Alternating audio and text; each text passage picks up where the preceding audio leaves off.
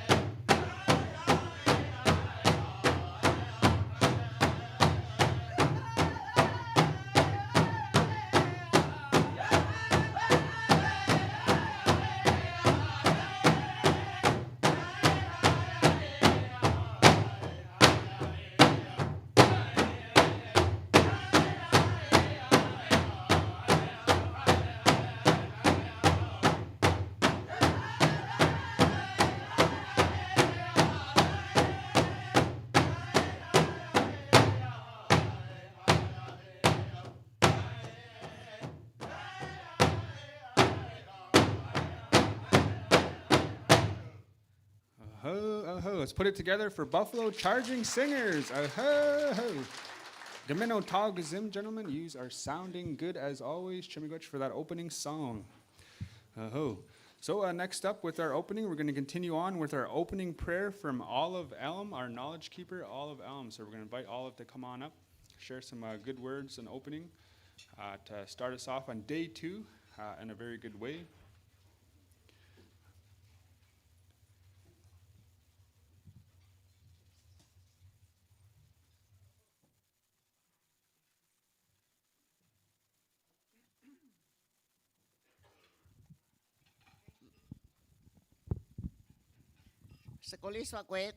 Good morning, everybody. Before I start, I always like to explain why we do this in my culture. The elders tells us that when we do this, we do it at every gathering, whether it's a meeting or it's just a gathering to have a good time. But they always say you start with this because when you hear these words, it puts you in a good state of mind, so that if there's decisions to be made, you will make it with a good mind and a good heart. So without further ado, I'll start. And what I do is I'll say it in my language, but I will also translate because I want everybody to know what these words are.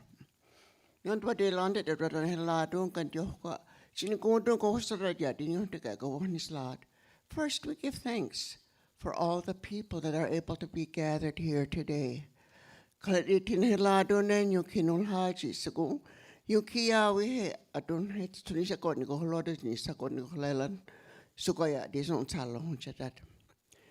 thanks to Mother Earth that she still has the same mindset that the Creator gave her when He created the earth. She still gives us life.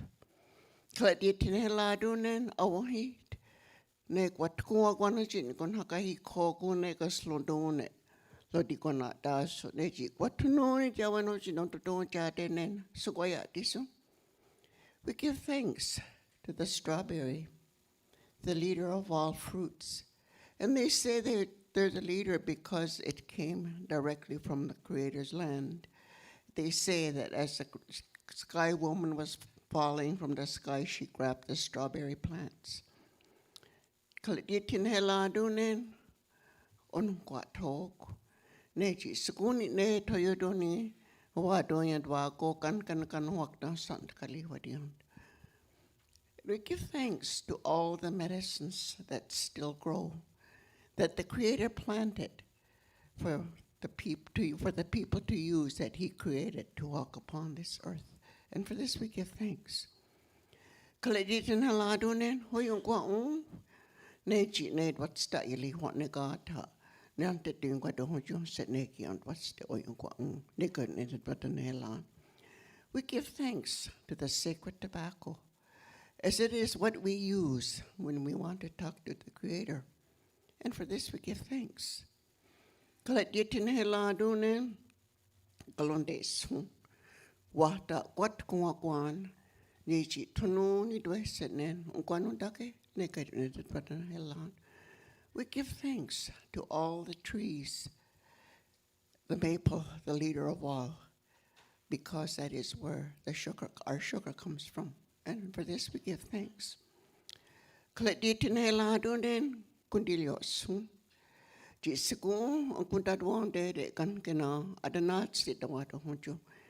Neoni ne sukutunyo din ko loda jinisa ko ni kon lelen sukoya di son salon jadat nekut ende watan heland.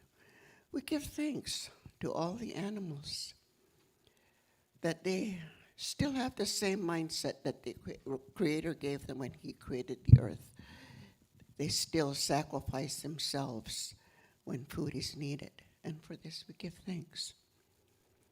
We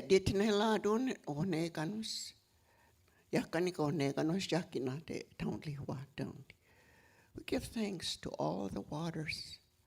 Without water, nothing would survive. For this we give thanks.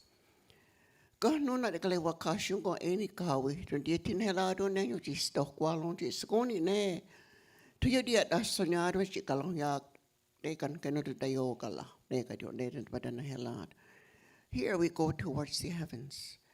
We give thanks to all the stars that shine so brightly when darkness comes. And they say At one time, our elders knew what every star meant. But today, we just know that they beautify the heavens. And for this, we give thanks.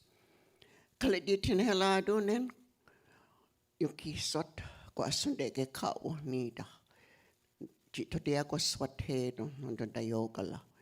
We give thanks to Grandmother Moon that she shines so brightly when darkness comes.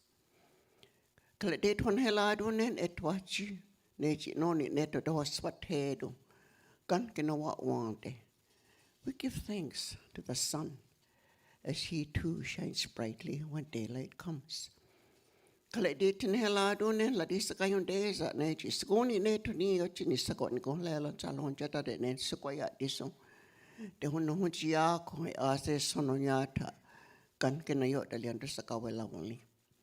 We give thanks to the thunderers that they are still doing their job that the Creator gave them when he created the earth. They still go back and forth, renewing the earth when the warm breezes come. Kaleditin heladunen, kayeni yung kwedak. Neji talonat da jesitin kwadun jisada yung kinkolala jesada kanata na yung kwayado. Kalet yung kiawi he, na yung kwalihodak. We give thanks to the four beings that they hover above our heads each and every day, keeping us safe from all harm and giving us a good mind that when decisions are to be made, we can make it with a good mind and a good heart. And for this, we give thanks. Kaledetwan heladunen skanyadali neji launha sa swahalat stekan kanang changwatalapas. We give thanks to Handsome Lake, as he is the one that put us back on the right path when we began to lose our ways. Tunuya sa rawaji nung tutong jade nen sukwaya disong. Ned het wan hela donya de wan is lagaji ni sungkondo lago des sungkwa we natin hiya yu at again haste. Gon to sakot kong lado si ong jade. Neka di tut ko tunuyo to hage nen hukwa ni kula ji tut badan hela dong hek danet. We get back to the Creator. We give him thanks each and every day that he provides for everything, for all the people that he created to walk upon this earth. And that should how our mind should be at all times, giving thanks. That is all. Done it.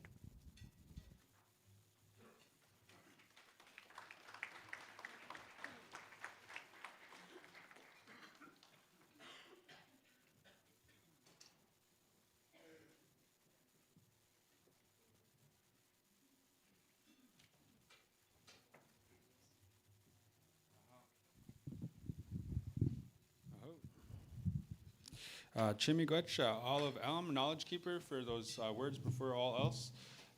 It's very appropriate that we acknowledge all of creation and all of our relatives out there, and as they continue to do work for us, we continue to do work for them as well. Next up, we have a special guest joining us, Ontario Regional Chief Abram Benedict. So I'll call up our Regional Chief. Let's give him a round of applause. Good warm welcome.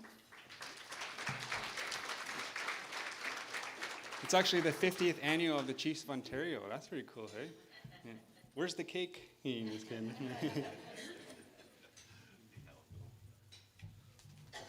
Sego, what's been olados? Greetings, Ani, bonjour. 50 years, eh? I'm going to have to admit that I wasn't around for the ribbon cutting at that time. I want to say, Yamago Miigwech to each of you this morning for joining. Yamago Olive for Ahanda Galiadekwa. What's the words that comes before all else? And setting the tone for the second day of the Special Education Sharing Forum here being hosted by the Chiefs of Ontario. I want to say Yawa for our drum this morning and starting us off, the young men that have come again to open the second day of this important forum. I want to acknowledge all of our leadership, our knowledge keepers. It's good to see them. We've been keeping them busy the last couple of weeks. Last week, the Chiefs of Ontario hosted our annual Fall Chiefs Assembly. We came together, all of our leadership, to talk about the number of issues that impact our communities across this region. And the work that I do as the Ontario Regional Chief is supporting the 133 First Nations across this very diverse, very strong, dynamic region that is doing so much great work. And the reason all of that great work is happening is because of each and every one of you in this room, whether it be from policy development, leadership, direct services to our communities, our nations, building those partnerships that exist in such a very complex time. I'm a Mohawk of Akwesasne, and I was there. I was the 9 years as a member of council there and 9 years as the Grand Chief. And for the first 9 years of my term, which was quite some time ago, I was the education portfolio. And during that time was part of what at the time was the FNECU, First Nation Education Coordination Unit, and many of you may have been part of that or some of that work. And the forum that's happening today is near and dear to me. That's the special education and the work that's happening. So much has changed in such a very short period of time.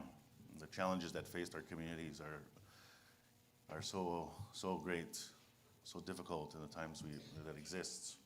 And I know that each and every one of you and the work that you do day in and day out makes a difference. Sometimes it feels like we're not making a difference. But I can tell you that being around for a short period of time, but it does feel like a long period of time, not 50 years, that's for sure. A lot has changed. A lot of great things have happened. But I know that there's more difficulties that we're facing today. One of the big things that we're facing is the changes in Jordan's Principle. And I know that so many of our children across this region is impacted by those changes by the government and the inability for them to understand how diverse and unique our region is. The Jordan's Principle is a national program, but in our region, we're very unique and very special. Not only because we have strong leadership, not only because of the 133 First Nations and the largest population in Turtle Island, but because of the dedication, strength of each and every one of you in this room and our leadership that support our communities. And so what we are doing is continuing to push hard on the government to fix that program. We know this program is broke. The challenges that we face is these jurisdictional challenges. Right now, the government of Canada has said, well, some of these programs should be delivered by the province. I sat in a meeting last week with some Ontario folks, and they said, yeah, we want the feds at the table because we want to talk about Jordan's Principle. I thought, my goodness, you know, there's so many programs that I do believe that the Ontario government should be delivering to our children and youth, and they're not. And Jordan's Principle filled that gap. But the premise, the principle of Jordan's Principle was about jurisdiction and who is responsible. And here we are at a jurisdictional quagmire around this. It's unacceptable. So we're pushing hard nationally to fix the program, but also looking at what we call a regional approach. We have the long-term reform of the child welfare system, a system that's old, archaic, and has not done good for our children. And what we're taking is an Ontario approach to that, and we're looking at doing that for Jordan's Principle. I know that the work we're doing doesn't fix it today. I know that so many gaps had come to close and close to closing have been reopened. And I've heard from our leadership loud and clear. We're going to continue to do what we can to get Ontario and the federal government to uphold their obligations, their treaty obligations, but also to close the disparity. This is happening to First Nations, and many of these things are not happening to non-First Nation children in our communities and around our communities. And the aspect of on-reserve, off-reserve continues to be disparity around that. It's unacceptable. All of our leadership wants to provide supports to their families and children, regardless if they live on reserve, regardless if they're in a provincial school or in a band-run school or a community school. And so I'm here to tell you and reiterate to you that we're doing everything that we can to close that gap, to bring together the province and the federal government. It's unacceptable, and I know it's created a lot more hardship, and there are so many of our youth and children who are not able to be back in the system because they don't have those supports. We've come a long way, though. You know, I think that with special education, it's important to me around as well as First Nation control of education and service delivery to our communities by our communities. And this is something as part of the messaging that we're pushing in the policy reform is exactly that, to make sure that we are working with our partners, but also First Nations are building capacity to deliver those programs. There will always be programs that we need partnerships with. There's no doubt about that. Many know that in that room, but there are other areas that we can continue to build capacity in our communities.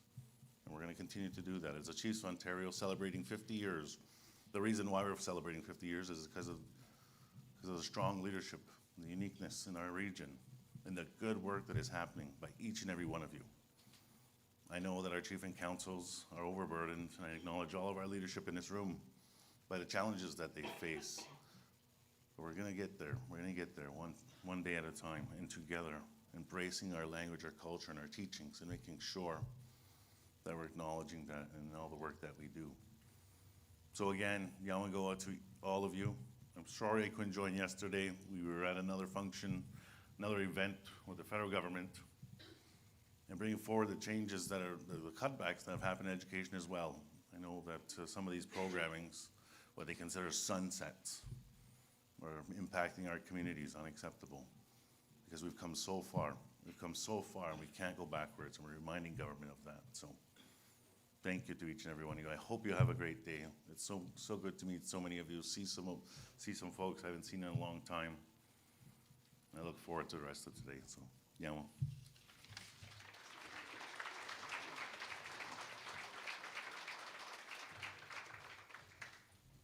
Chimigoch Regional Chief Abram Benedict.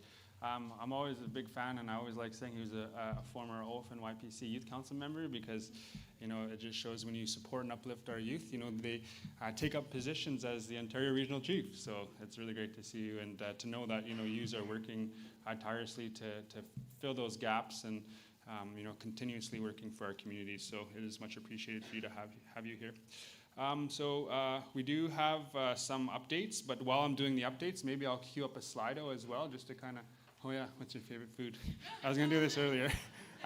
Okay, well, let's start with that one, and then while you guys are doing that, I'll go through some of the updates that we do have here. There is weather that is moving in, so for those that are traveling, you know, we are mindful of that. So we're gonna keep to the agenda and everything, but you know, if you do have to leave, you know, we just, you know, we really hope that you have safe travels back to your homelands, your communities. There has been some changes on the agenda. Look at that, fried bread, nachos, awesome. Scone, moose meat pie. You're just all distracted now. I went to the mall, the big mall, Eden Center yesterday, and there was this pop-up store called Anin. Anybody see that? Yeah, it was like, I walked in and someone said, Anin, and I was like, hey, Anishinaabe, how you doing? It was just cool. It was just like, ever cool to see inside of like a big mall like that. I was like, oh, awesome. So yeah, we do have some changes. So we do have, going through the agenda, we're gonna have a feature presentation on neurodivergence, recognizing symptoms and strategies to improve student outcomes. And so that'll be by RJ Formanek. So after that feature presentation, we're gonna have our first round of breakout sessions. So there is a change to one of the sessions, so it will be different than it is currently on your, if you scanned the booklet, there will be a change. So that change is in the room, wood room, Louis Bush presentation will be at 10:45, and the PDSB presentation will be at 1 p.m. So essentially, Louis Bush, Indigenous Perspectives on Neurodiversity, Development, and Learning will now be happening in the wood room, and I'll say this again before we actually do our breakouts. And then the PDSB session is moved to Spadina, and so how do multiple ear infections in childhood, difficulty accessing curriculum due to a vision change or a dual sensory loss put children's academic success at risk. So join us to discover how we can partner with you to support your learners. So that is changed. They're essentially swapping spots. So and I will announce that one more time. So those are the changes for the day. We do have some door prizes again at the end of the day. No, you can't send a proxy. It's just, you know, if someone's like, hey, could I send a proxy? The Chiefs do it. Just kidding. No proxies. You got to be here in person. Yeah, cool. Look at that. We got some good soup. Like moose meat pie seems to be a big thing. Trying to get some walleye dinner. Look at that. Peking duck. It's good stuff, man. People have got some inspiration for dinner tonight. We'll move on to the next question. So the next question that we have on a Slido is around specifically future presentation ideas. Like, I know we're still in the morning of day one, but we wanted to put out there, so based off of your conversations that you had yesterday, based off of some of the presentations that you attended, maybe some of the challenges that were expressed, as well as what were some of the best practices. You know, we want to put it out there to the audience before maybe people start trickling out and start traveling home, is what would be a great future presentation idea. So We're going to queue up the next Slido and get that live for everybody. And so this is a great opportunity for you participants, that have experience in frontline doing the work, supporting families, supporting students, children, learners, communities. What you would like to see at future presentations, future special education forums. So this is great. I'm going to take a picture, or the staff is going to have a look at it as well. And so, this is a great time to have that in there.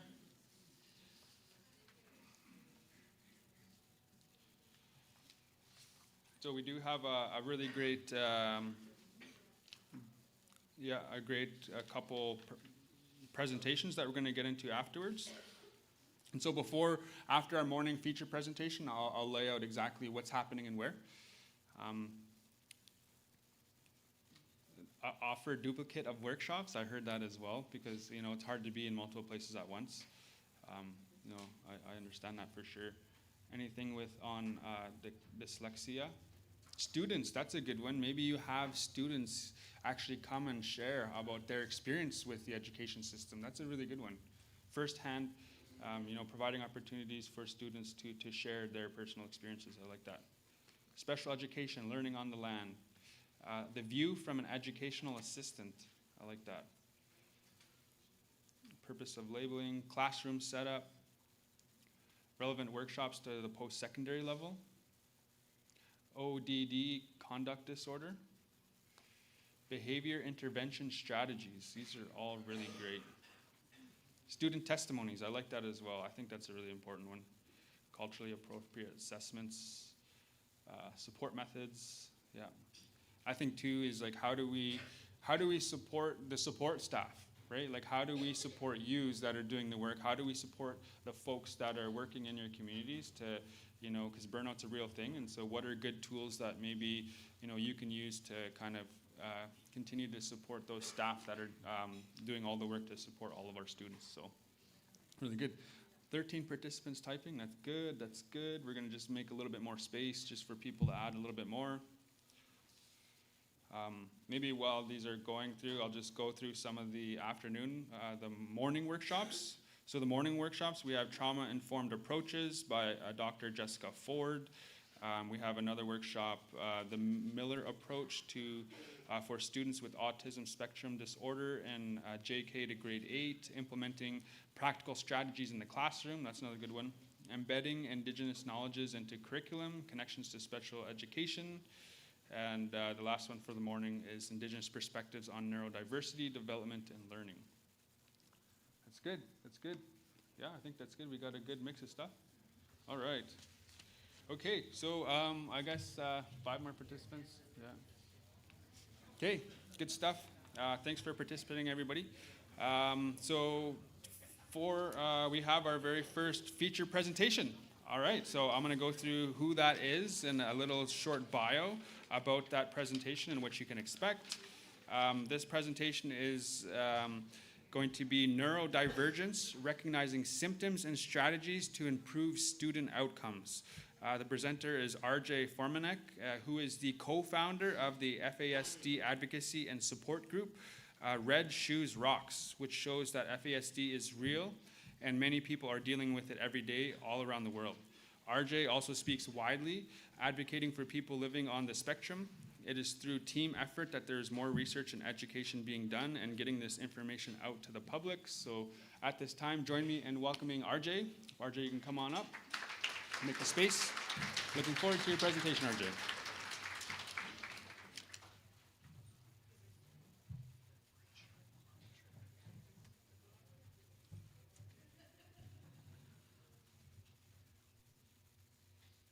Ani bonjour. Hello.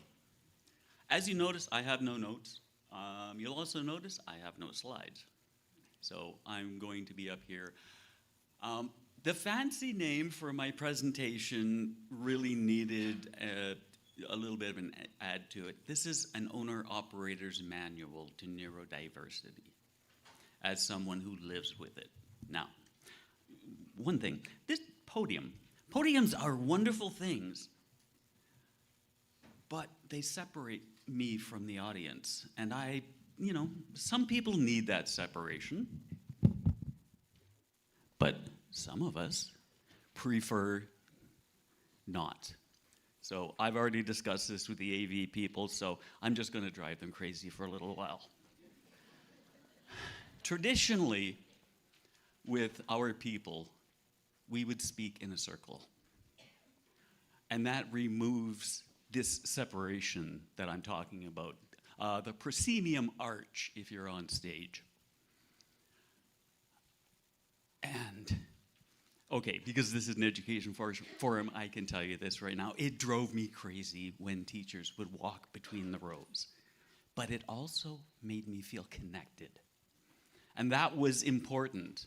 Because as a person with a neurodivergence,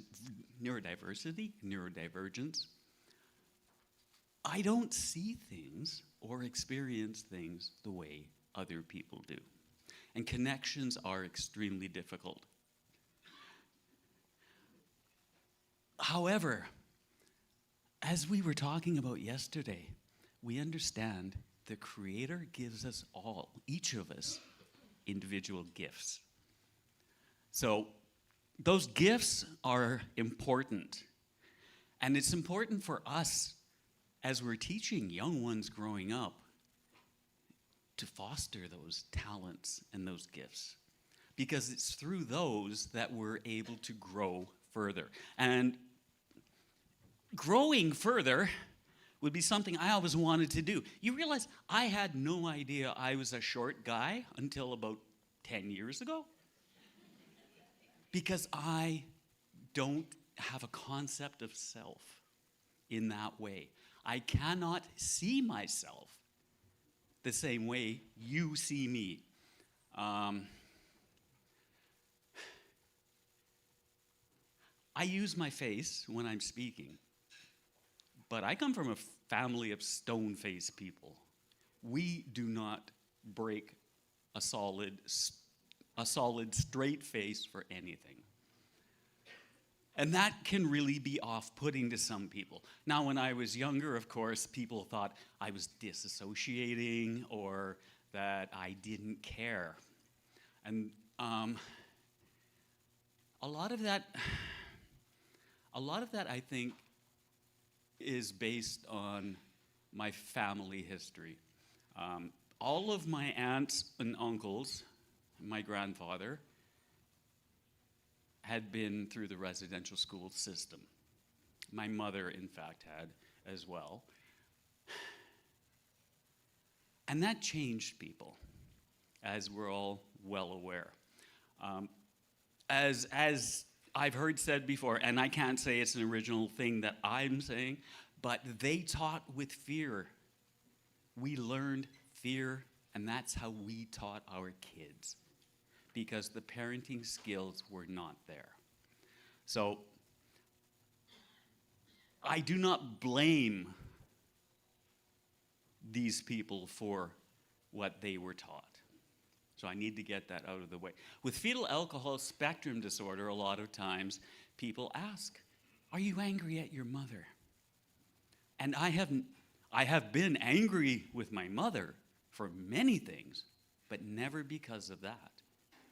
Because we know alcohol was introduced within the last couple of 100 years to our people, and we were not raised with it. So the effects are a little scattered. And I consider her journey, which I cannot speak about because that was her story to tell, her journey was difficult in many, many ways, and I have great empathy for the parents. So definitely no anger. I was raised by my grandparents because my mom knew that she couldn't take care of a child at that stage in life. However, about 3 years later, she had married a gentleman with the last name Formanek. They stayed together for about 2 years, was just about long enough to get me adopted. And then they had a divorce. So I end up with this weird Polish last name that, I've toyed with the idea of going to my original last name of my family, but this was a challenge that I was given. So I'm accepting it, and I'm going through life with a name that I know nothing about. And that's fine too. So that's a little bit about me. I guess I have to talk a lot more about me, don't I? Oh, yeah, there's a lot of time to go. Okay, well, I like horses and, no. Did everybody sleep well here last night? I know, I was looking at it as a personal challenge that, hey, you got to get up and do this thing in the morning. I'm not a morning person. Let's just add to it. And I went to bed early last night, so of course I was fully asleep when the fire alarm went off. And being a person with sensory issues when it comes to sound, oh, that was making me crazy. Sorry, that was making me very uncomfortable. I mean, literally, I was bouncing off the walls. Don't leave your room. What? No, I gotta go. Because for me, freedom of movement has always been very important. It's why I can't stand behind the podium. Podium is my friend, I know, but I cannot rely on that because I'm neurodivergent. When we look at neurodiversity and neurodivergence, do you realize that a lot of what we're describing are our ancestors? The skills that we have been given, such as hypervigilance, vision, seeing things in a different way, were skills that were used by our ancestors. We were the hunters, we were the scouts, we were the people who went out and searched and found knowledge. So there was always a place for neurodivergence. We understand gifts. The Creator has given us almost X-ray vision for some people in certain instances. The way that people see the world so differently is incredible. And unfortunately, due to the British school system, we have now all developed this process of teaching and learning that is, I'd almost say, anti-human. At least when I went to school. Now, we were talking about 50 years ago. Yeah, I was around 50 years ago, and school was very, very structured. And it was everyone sat in rows and did this same thing and, tried to do things the same way. And some of us just never were able to do that. So I went through my life always being told that I was bad. The distinction was not necessarily made that what I was doing was bad, that I was bad. And when seeing yourself is an abstract thing, how other people describe you becomes the way that you see yourself in the world. So, it's a story I don't often tell. When I was in grade 7, I was a class clown. It's been said before, I would rather look bad than stupid. So if the subject was getting a little too difficult for me, or boring, or anything like that, I'd start comments and making noises and bouncing around because sitting down is always difficult. And in grade 7, I had a teacher, he had enough of me. And in a moment of frustration, in front of my entire class, he said, "Can't you be human for once in your life?" That broke me. I didn't realize that until a few years ago. That moment, that embarrassment changed everything. That was the point where I thought I was the bad kid. And, people with FASD, we lead with the heart. When we're going in, we go in 110%. And I was all set to be the baddest bad guy I could be.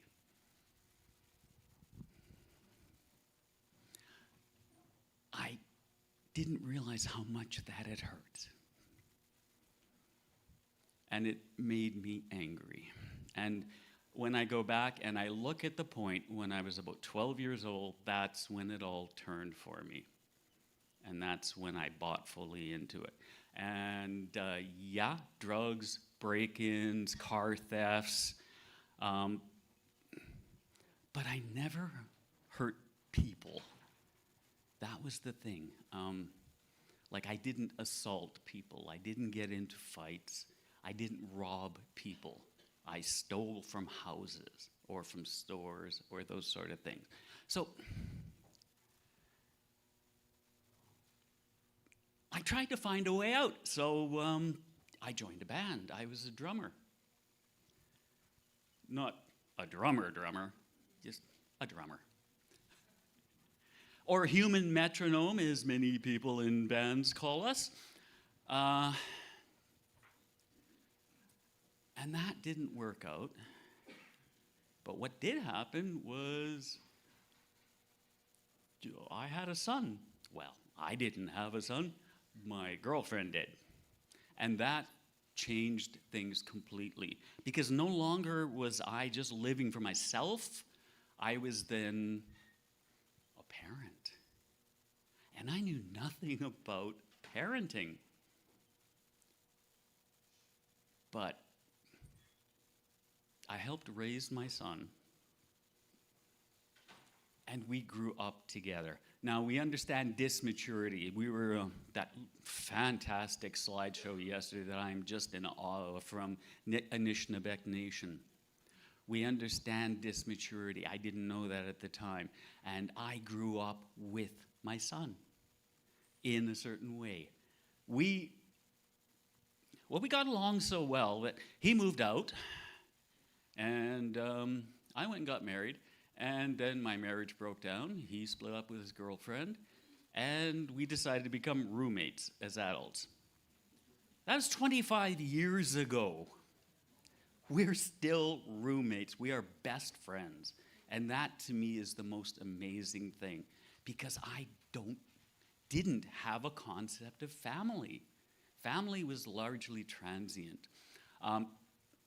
Part of that was my experience with the 60 Scoop. Yeah, that was fun.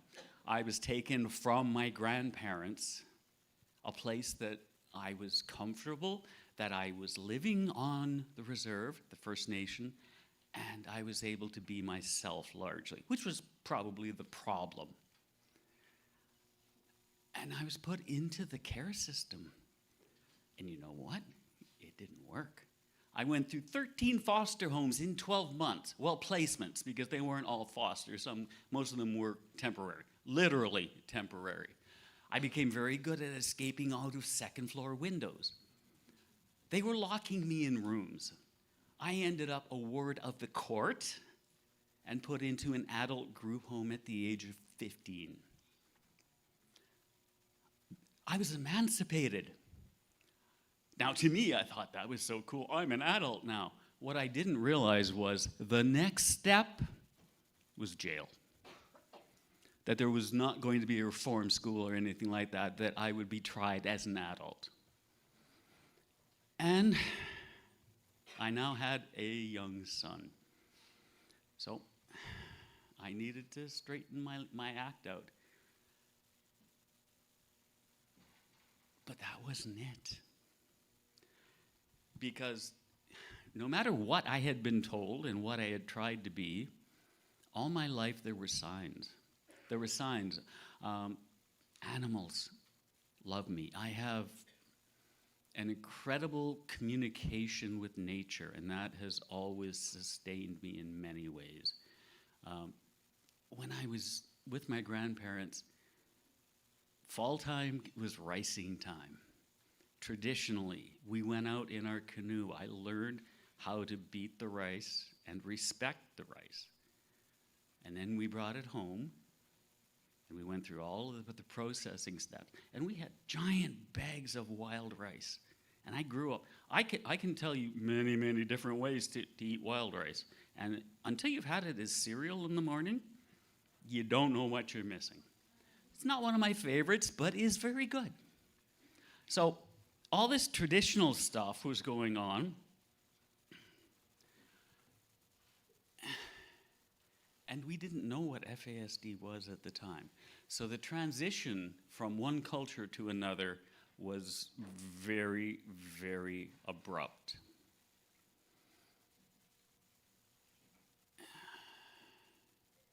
And in 1976, when I was 15, they came up with a term for what happens with maternal alcohol being present.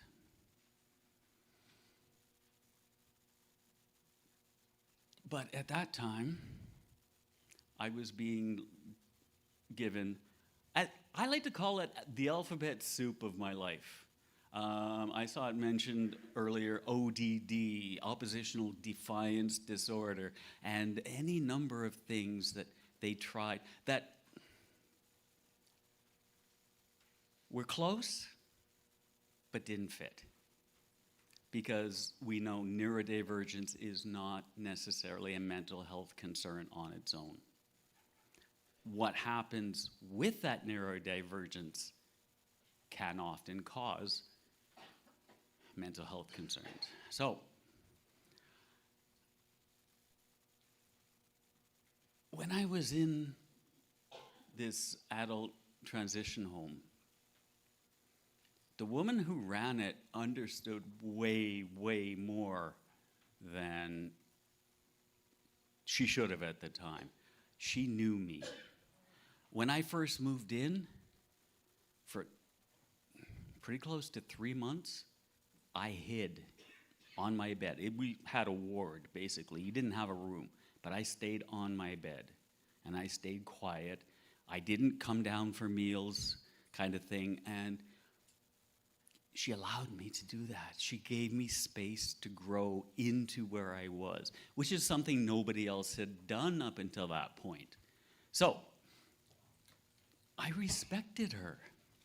I respected the way that she was with me. And what ended up happening was I aged out at 18, yet she let me still stay there until I was 23. Now that was key because, again, going back to dysmaturity, I needed that time to start figuring out who I was, not who people told me I was. And that's a really, really difficult thing to do. It took me quite a few years. So she let me stay there, part-time jobs and things like that. I wasn't really paying rent, and I owe this woman everything. Oh, here's the kicker. She's the grandmother of my son.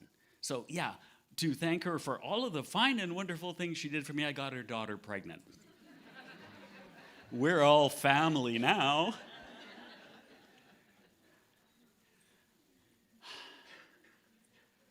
But giving me the time between the aging out at 18 and the figuring out what I wanted to do changed everything for me. So in the meantime, I had been disenfranchised by my First Nation. Back in the days when that was how Indian Affairs told us how things had to be, because my mother had married a gentleman from a different culture. Not my father. And one day, check comes in the mail, $700. Here's all we owe you for treaty. Piss off. I held on to that check. No matter how poor I got, I held on to that check. And 6 years later, I paid for my college education using it. Because I knew how important it was to lose my people. And I wasn't going to let it go for nothing.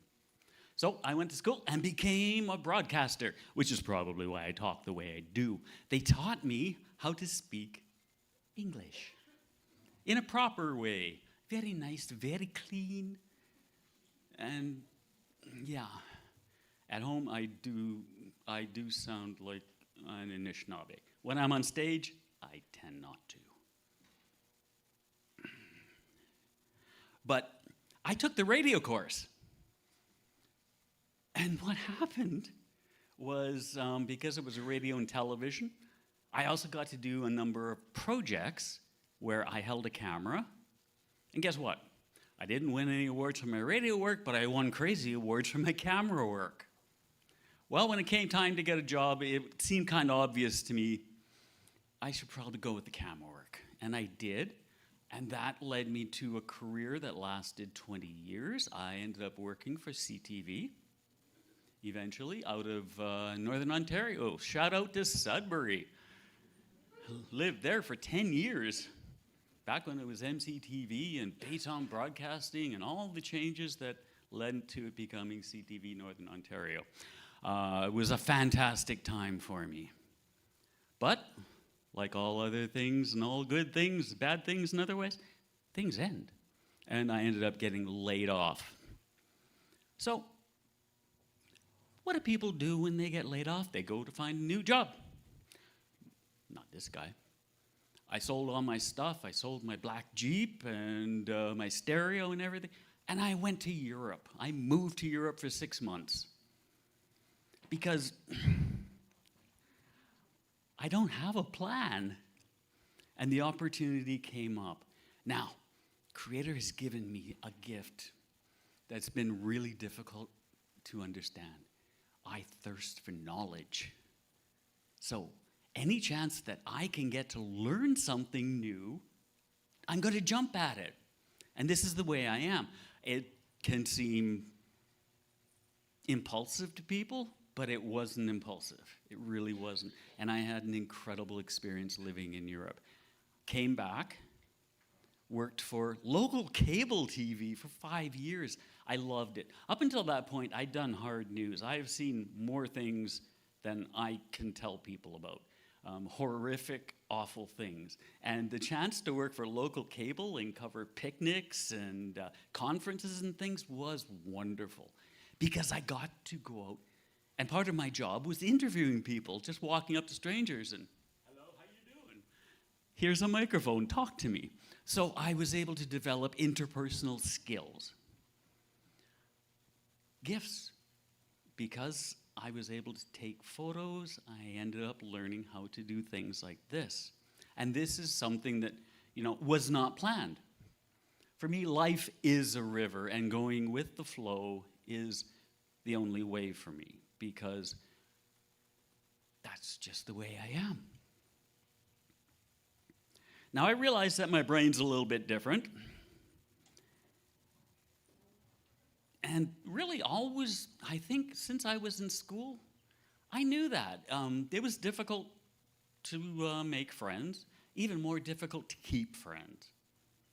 Because I can sort of impress people for a few minutes or an hour, but after a while, it tends to run a little thin.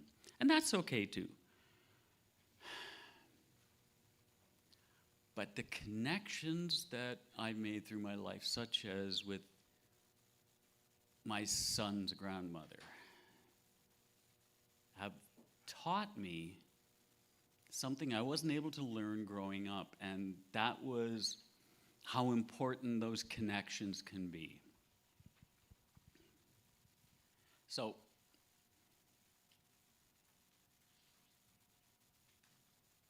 school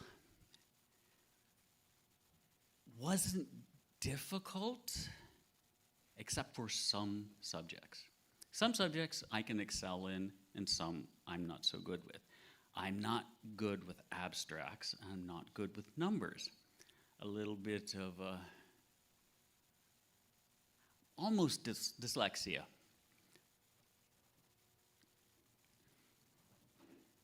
But in those days, we were sort of, there was, in high school, a grade 12 program, which was basically for anyone who wanted to go work in the bush or drive a truck or anything like that. Then there was a grade 13 program for anyone who wanted to go to university or college. I had a teacher in grade 9, and I was allowed to take both of those courses. And this kind of drove all the other students crazy because like nobody could understand. But they had dropped my math. And that, enabled me to at least get out of grade 9. And up until I went to college, that was the extent of my education, because when I went into the high school, it was just like all of a sudden there's thousands of kids, and there were no connections. I didn't know anybody. And within probably 3 months, I dropped out of school. Which is unfortunate, because as I said, I have a hunger, a thirst for learning. So what ended up happening was between when I dropped out of school and when I went to college, I read encyclopedias, dictionaries, anything I could get a hold of. And that, to me, was what enabled me to grow in my own way. Now, it would have been nice if school had been available to me, but it wasn't.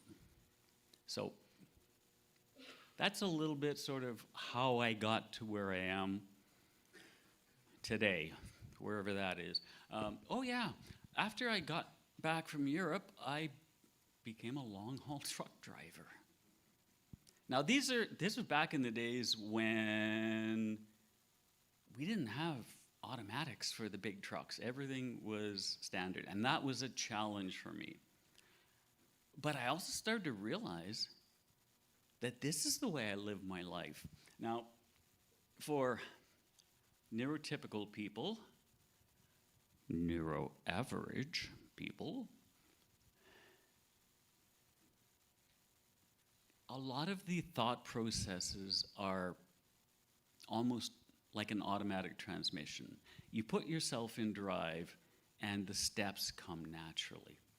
Now, for someone like me, it's like first gear, second gear, oh, wait, gotta slow down, back to neutral, back to first gear, second gear, third. Now I'm in fourth gear, I'm going like crazy. Oh, wait a minute, you're hyper-fixating. Boom, gotta pull it back down again. And all of these type of thought processes are manual and tiring. And you're going to see a lot of this in your students. First thing in the morning, how many things do we have to think about just to get to school? Get out of bed. Put on your clothes. Choose your clothes. Choose your breakfast. You're showering. What are you going to use in your hair? How are you going to do it that day? All of these thoughts we have to go through individually, and it's like switching gears every time. So by the time 9 o'clock in the morning rolls around, a lot of these kids are already exhausted.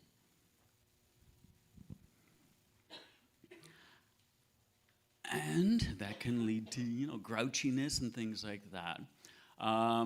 It also makes transitions very difficult.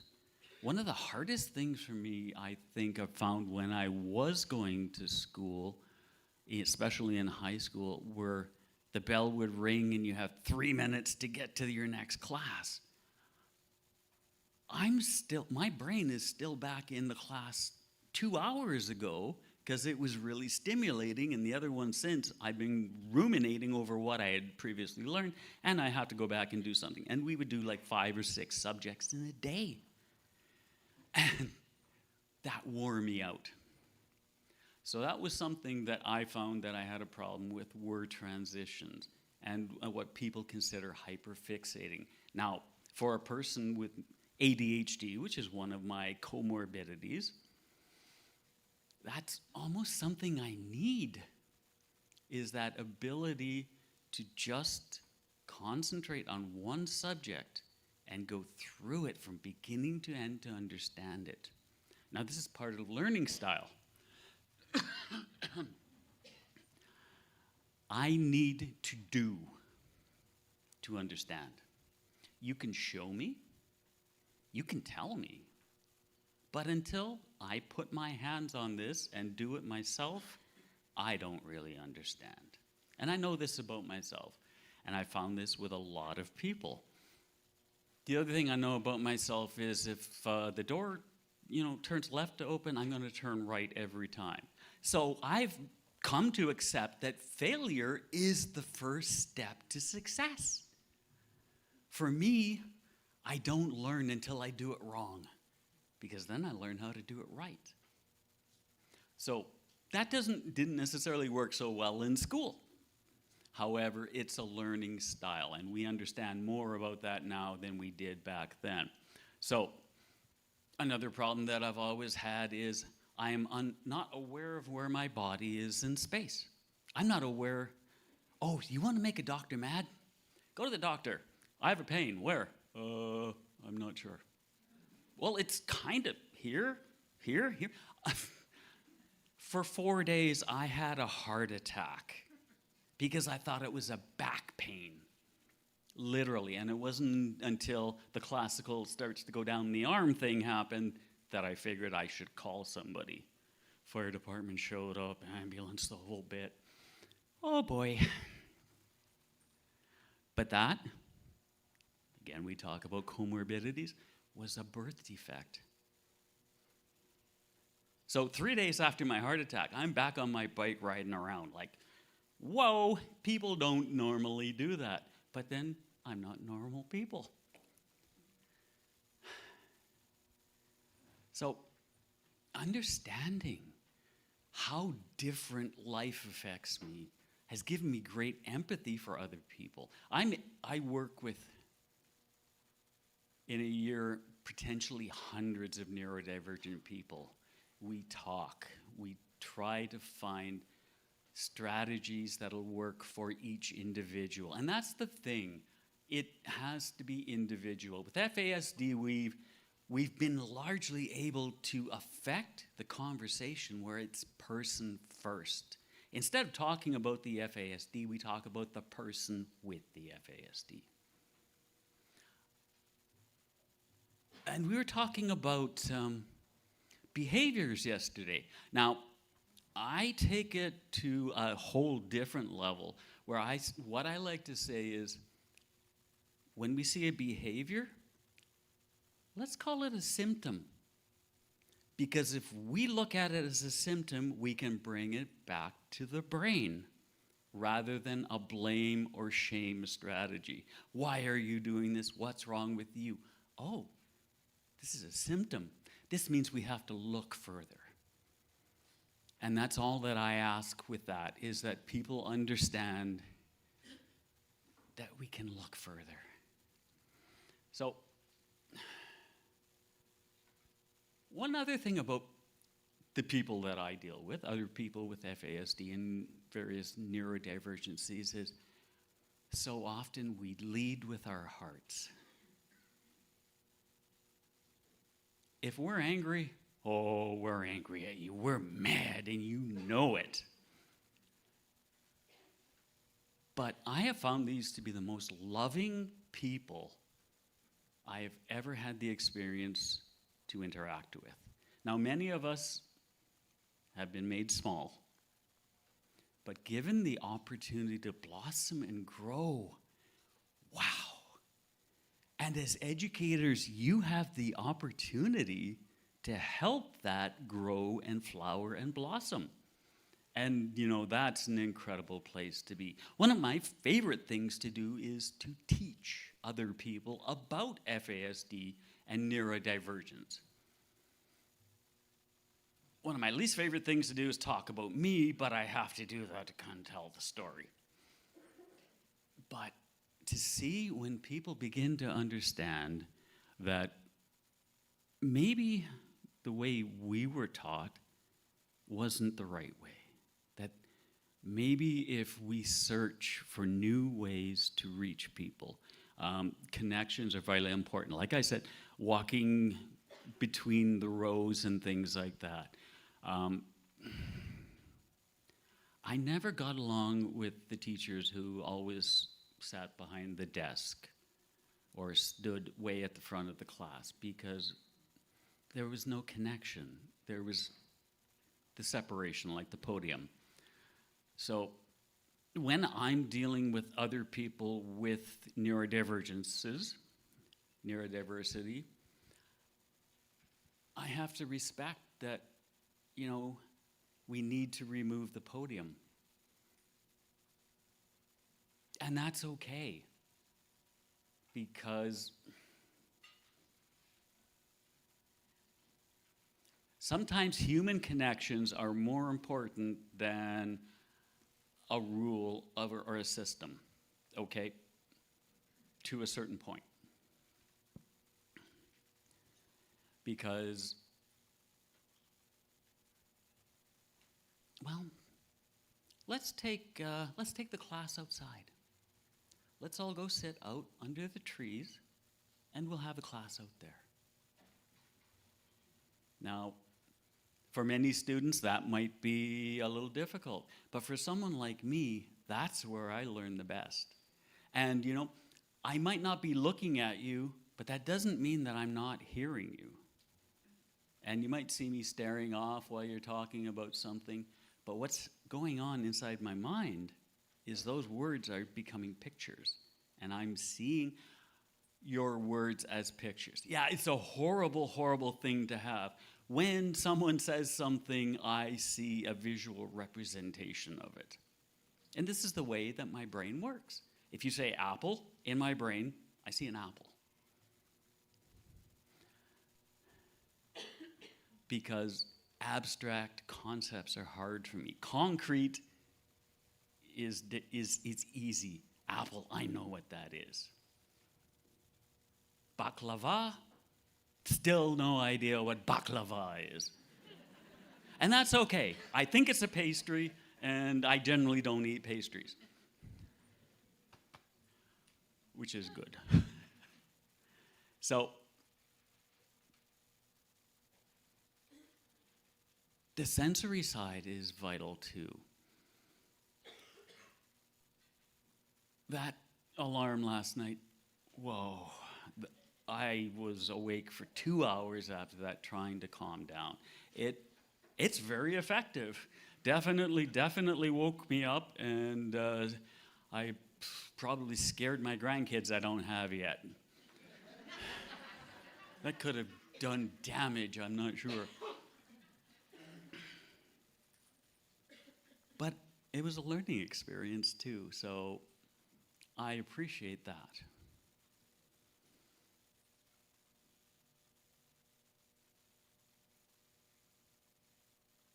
Don't you love silence? For me, silence is vital. Taking the moment to hold a word or a thought, to me, can be vital. So often we speak fast. We talk about a lot of things in a little bit of time.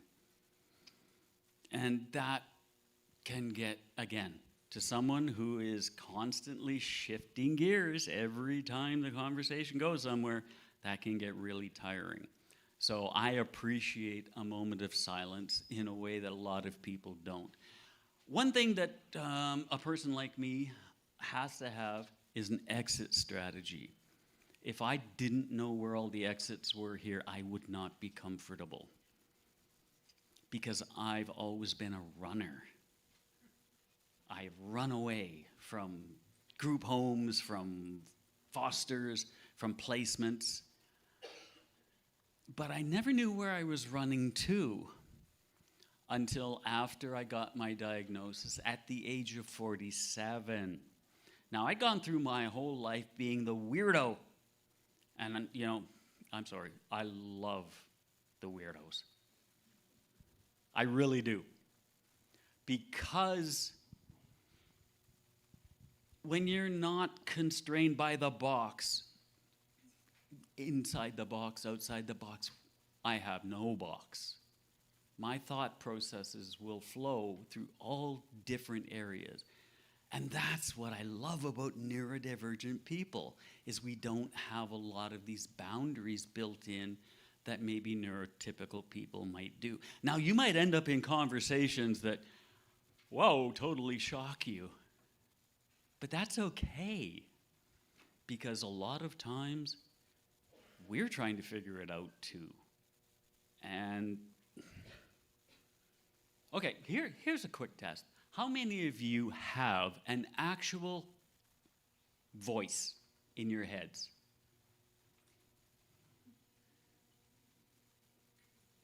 Now, look around. Notice how many people don't.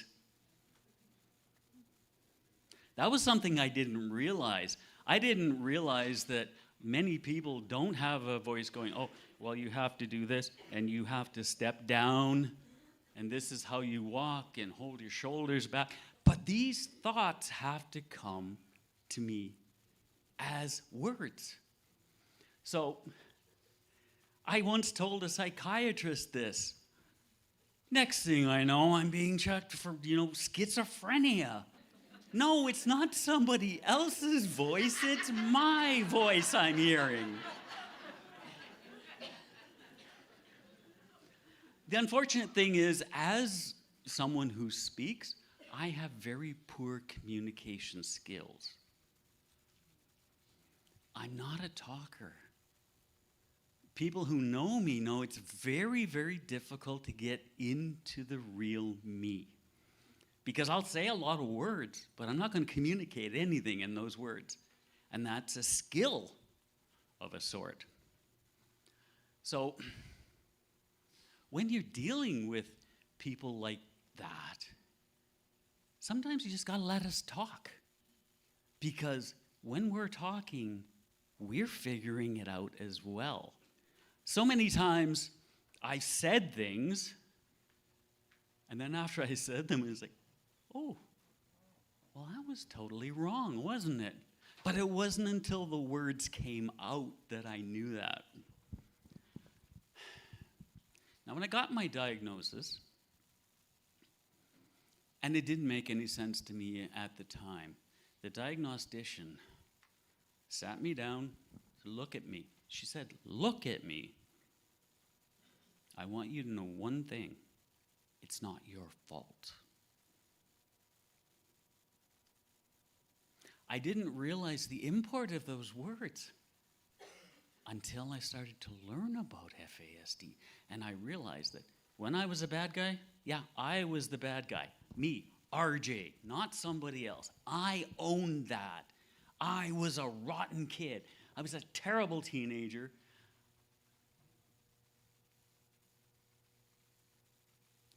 And it wasn't my fault. And nobody had ever told me that before. And as I began to understand that the way my brain works often conspires against me, it can be the greatest gift, it can also be my worst enemy. So getting my diagnosis sent me on an incredible learning journey.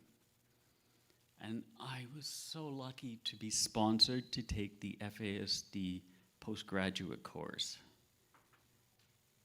at AEI, the Anishinaabeg Education Institute.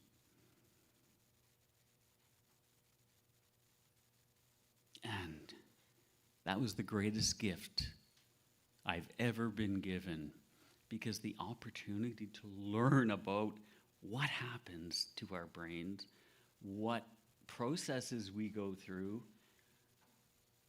and then to learn what we can share. Now, I often refer to us as owner-operators of these type of brains, and I understand that unless you have one, it can look totally abstract, totally bonkers, but when you're able to start understanding, it starts to make sense. And then finding out that a lot of the skills that Creator has given me were traditional skills that were honored and valued by our people has grounded me so much, because I'm not wrong. My diagnostician was right. It's not my fault.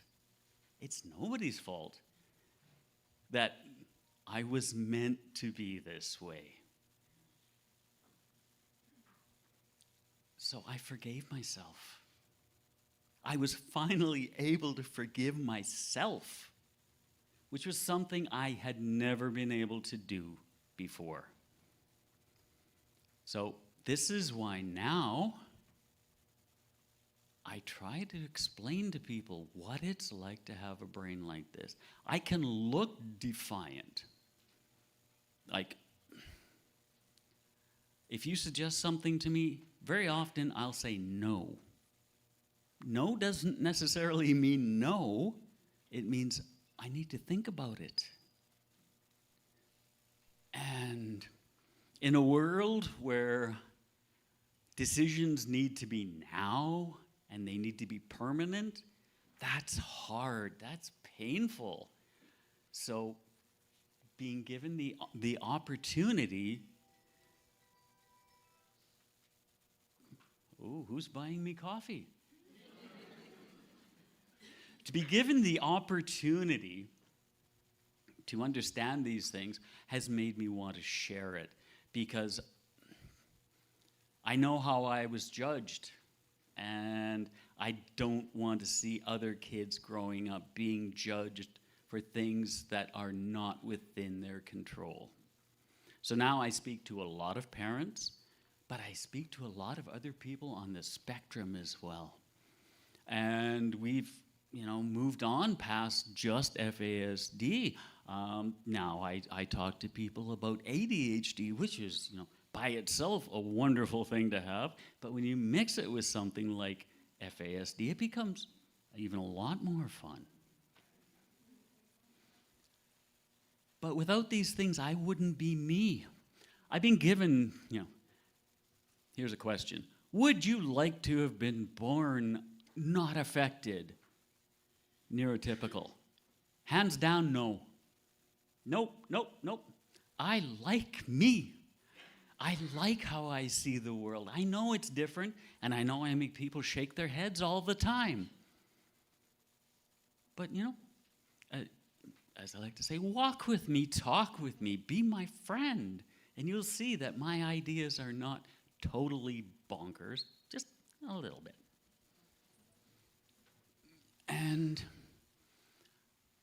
that compassion needs to be part of how we deal with each other. It's pretty simple. How would you want people to treat you?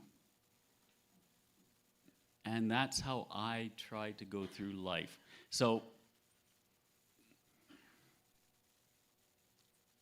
being able to speak directly to people in your positions is such an honor that I can't tell you how thankful I am to the Chiefs of Ontario for allowing me to come and spend a little bit of time with you. Maybe something a little different to add to all of the facts and figures that you're getting to learn. Because this is all good stuff. But again, in the end, it's about people. It's not about the conditions. And traditionally, our history is oral. This is why speaking is important to me, because it was the way I was raised. My grandparents would tell me stories growing up. I had a cradle board. They put me in a tree while my grandmother worked. And I started growing up in the most beautiful form of life. And I felt part of everything. And then it all changed. And that being thrown into the dominant society really did a number on my head. But would I change any of it? No. My life has been mine. And I am so thankful, because it could have gone so many ways. I could have grown up and lived my entire life as I'd been told that I was bad, that I was corrupt or something like that. And that's not good for kids to have that sort of a thought about yourself, because you grow up well, obviously feeling like you're not worth it. And these kids are worth it. I gotta tell you this. The out of the no box thinkers, the people who see things in different ways are the ones who change the world. So we need to support these people. And I promise you that it's going to be more and well worth it for you as well. Now, again, connections are vitally important. Sometimes a person like me can, especially with a teacher, get a little too connected. And I understand that that can be a problem too. So, understanding where it's coming from. Often, for me, there were cases where a teacher was the only one who was understanding me in that moment. So, that connection's vitally important. And I hope you all can see beyond the surface. And I get the feeling from looking at your faces that, I'm just sort of talking to the people who already know all of this stuff anyways. And I'm just here to kind of cheer you along because you're doing an incredible job with teaching us about ourselves so we're better able to then fly on our own. I run a group for people with FASD called Flying with Broken Wings. People have asked me about the name. That's not exactly a positive sounding name. But look at it from my point of view. For so many years, I was told my wings were broken. And then one day I learned I could fly. I'm flying with those broken wings. So this is why it's so important to me to reach everyone that I can to understand that life is long and life can be good.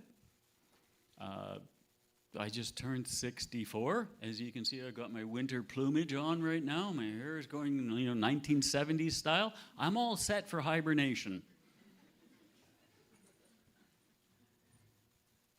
And it has been an incredible year for me. It has been an incredible life. It hasn't always been easy. And what I hope to do is make it easier for the ones who come behind.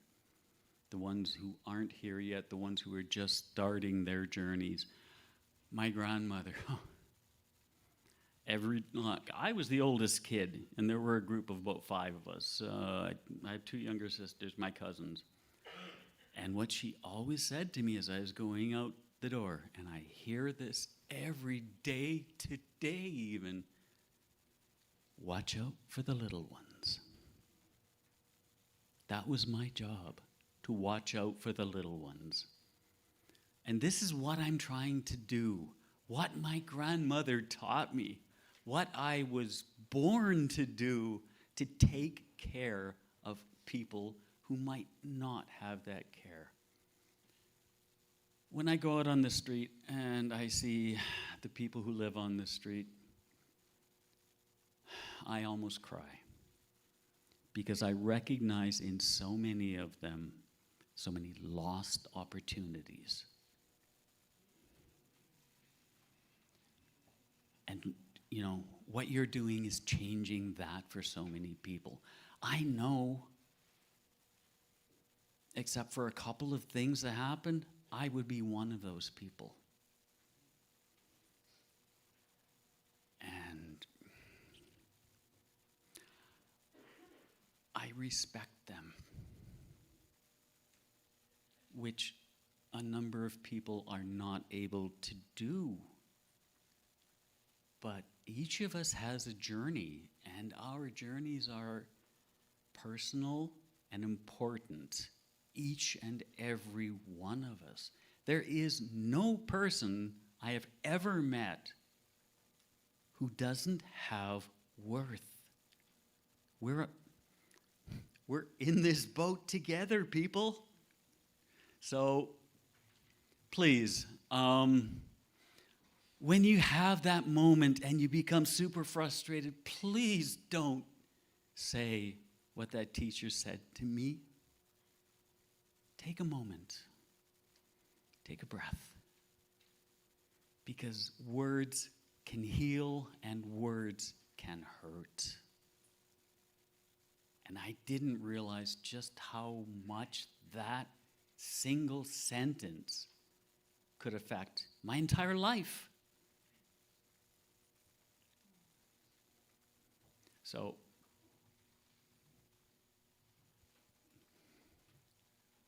you know what's fun? Questions. I've talked a lot. Does anybody have any questions about anything that I've been talking about? Or have I stunned you into acquiescence? Have I amazed you with my ability? Wow. Very nice. Well, here comes the... Oh, there is a question. Ha-ha, MC work. Check, check.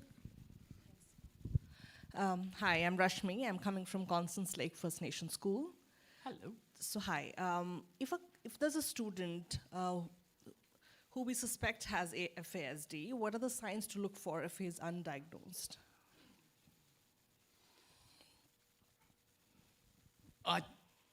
Okay, towards what end?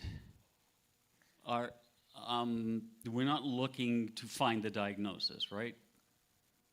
So what strategies, if we feel, okay, if the parent is not ready to go for testing and we feel the child might have FASD, what strategies can we use and how can we maybe say that, probably, because we yet don't know what signs to look for. Mm-hmm. We know 2 to 3 signs, but not entirely. So what are some of the signs that we should look for to, even if it's not a medical diagnosis or clinical diagnosis, as an educator, how can we say that, okay, maybe he has FASD and these are the strategies we should use to help the child? I'll actually take that a step further. A lot of strategies that you could use for a child with FASD could work for any child. That's the thing about neurodivergence, is it's actually good for people. When you've got the kid who can't sit still, who, in my case, constantly speaks out, when you're in conversation, keeps interrupting, those sort of things. You could even see it in areas of, do they button their shirt correctly? And all of these little signs. Children who avoid bright lights, the ones who are constantly wearing hoodies and sunglasses and those sort of things, those are all indicators that the person might be dealing with something that they're not even aware of. So these are the things that I would look for. And walking down the street, I can see examples of neurodivergence every single day because people think differently. So, for me, there were physical things too. I have one leg that's slightly shorter than the other, and both of my feet are way too long. But that was a physical thing that affected me. And we understand that FASD does affect the body as well. As we found out later, I also had the heart condition. There are a whole lot of things that come with it that can show up. So that I would start with the kid who shows up at 9 o'clock in the morning and acts like they've worked all day long already. That tiredness, that grumpiness, that sort of thing would probably be a really good indicator. Because we, like I said, are making so many of our choices, decisions, our thought processes are manual. So that tiredness is constant. But thank you for the question. So yeah, 32 seconds, I'm not doing bad. So I'm going to be hanging around. If you do have any questions or anything like that, or just want to talk about neurodivergence, FASD in particular, ADHD, or anything else, I'm here to help. So, miigwech, thank you so much for listening to my words. I hope I didn't bore you too badly. And on with the show.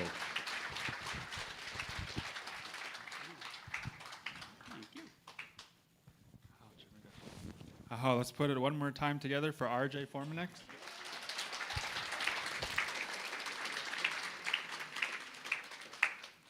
I got two mics here. I'm kind of getting confused there.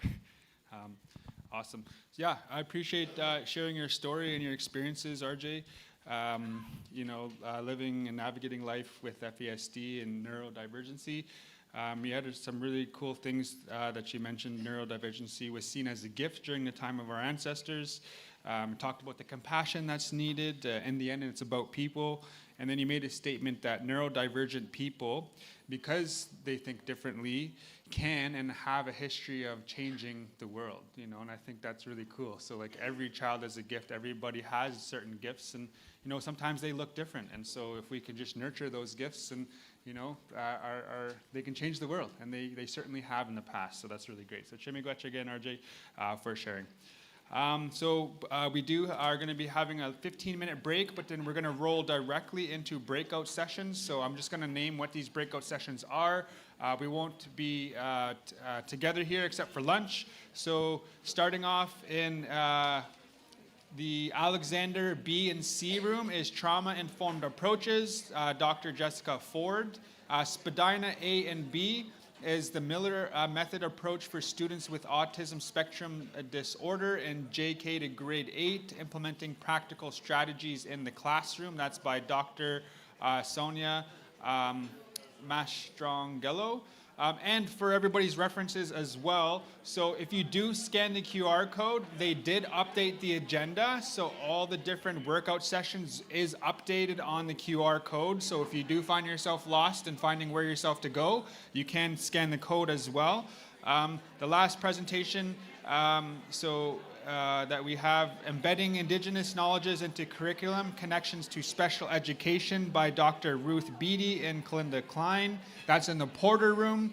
And in the Wood room is Indigenous Perspectives on Neurodiversity, Development, and Learning by Louis Bush. So that's what our morning breakout sessions are. So you have 15-minute wellness break transition. Visit the vendors, everybody. Some of the vendors might be packing up, so we encourage you to get some Christmas shopping done, support local, and I hope you enjoy your morning sessions, and we'll see everybody back in here for lunch. Miigwech.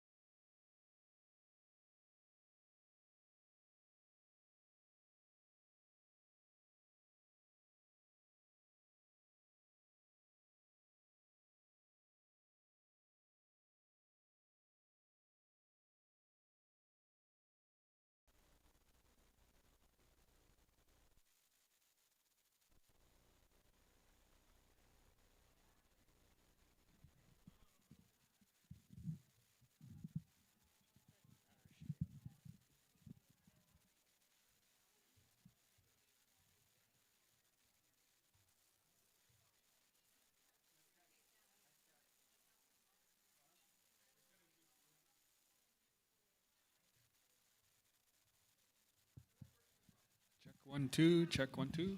Aho! Hani bonjour, Kanuya.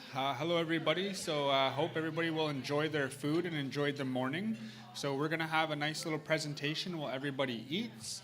So we're gonna have Buddy Quest presentation by Donna Keogh. So initially it was supposed to be at 2:30, but we're gonna move it during the lunchtime. So hopefully we can get out a little bit earlier.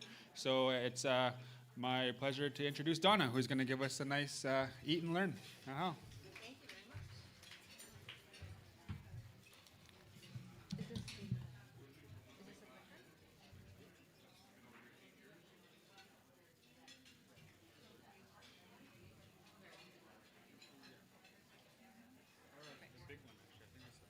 This one? Okay. Ooh. Hello, everybody. My name is Donna Keogh, and I'm here representing Buddy's Quest. I actually am an RN. I traveled for many years up into the northern fly-in communities to all the First Nations. I worked as a nurse in charge. I worked as an advocate with resources, trying to get them into the communities. And now I work for a company called Tricycle Data Systems. And we have a few platforms that help with Indigenous communities, but the main one I'm going to talk about today is Buddy's Quest. So, the company is Tricycle, try to break the cycle. That's how they started. We're based out of Ottawa. I work virtually just across from Curve Lake, actually, in Bridgenorth. And we work together as a team.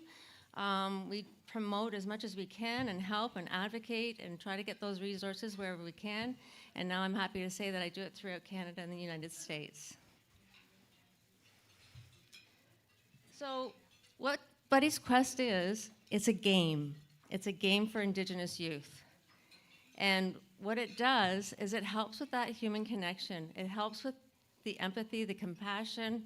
It helps with trying to build relationships with the youth and allowing them to be heard, to be listened to. And in this game, that's exactly what happens. So we follow all the rules, OCAP compliant. We've been supported by the AFN. We also with the Mental Health Commissions of Canada. And we follow all that. Everything about Buddy's Quest is owned by the nation. So everything I'm talking about is totally owned by the nation. The data, the information, and how you can help your Indigenous youth. So, our offerings. We first started off with Tetherall, and Tetherall is not anonymous. And what it does is it helps you be connected with those that are going through addiction or mental health, and being able to coach them along the way in between visits. From there, we decided, how can we meet our adults? How can we help them? This other platform is called Talking Stick. It's totally anonymous. We hire community members to be peer advocates. We train them, we support them, we pay them, and do ongoing support. But the person that goes to Talking Stick is anonymous. You can choose who you like to talk to or chat with, but it's a place to go to know that somebody understands what you're going through. That's Talking Stick. So we covered all ages, covered mental health and addiction, but what about the youth? And the youth is what's really important.